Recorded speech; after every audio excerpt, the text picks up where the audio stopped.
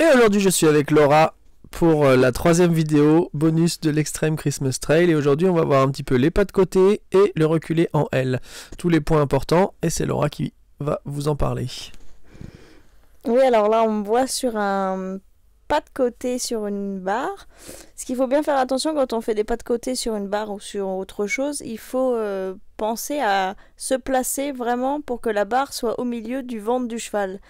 Donc il faut regarder déjà bien avant de commencer ses pas de côté, à se positionner comme ça, parce qu'en général, on veut mettre le cheval trop en arrière de la barre, et du coup, dès qu'il commence à se déplacer, si le cheval fait à peine un petit décalage, une petite faute, il va arriver tout de suite sur la barre.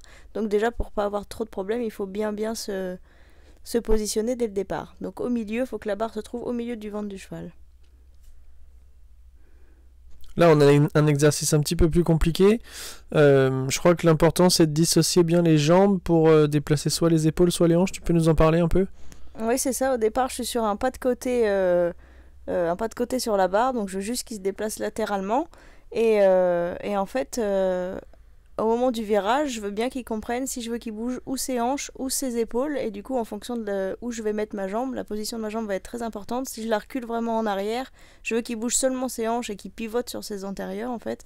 Et si je viens mettre ma jambe en avant, je veux qu'il bouge ses épaules, en fonction de ce qui est demandé sur l'obstacle de trail. Ça paraît pas mal tout ça. Et donc pour le reculer en L, est-ce que tu te sers des mêmes aides pour le faire tourner? Alors oui, c'est les mêmes aides. Je vais effectivement me servir de mes jambes pour lui demander des choses. Au départ, pour reculer tout droit, en fait, si lui il se décale tout seul au moment du reculer quand je veux aller droit, là je vais le gérer un petit peu plus avec mes mains. C'est-à-dire que dès que je sens qu'il se décale un petit peu, je vais ou aider avec, si les hanches partent à droite, je vais tirer un petit peu le nez à droite, et inversement pour essayer de le rectifier un petit peu. Et au moment où je vais lui demander vraiment de tourner, de déplacer ses hanches pour faire le virage entre les barres, là je vais mettre à nouveau ma jambe en arrière et faire comme sur les pas de côté, lui demander qu'il fuit ma jambe, lui faire bouger les hanches. Et dès qu'il a commencé son virage, tout de suite bien penser à remettre les épaules en place.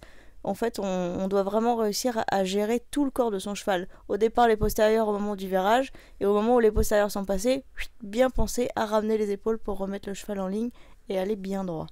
Et à nouveau, je gère la sortie bien droit avec un petit peu les mains.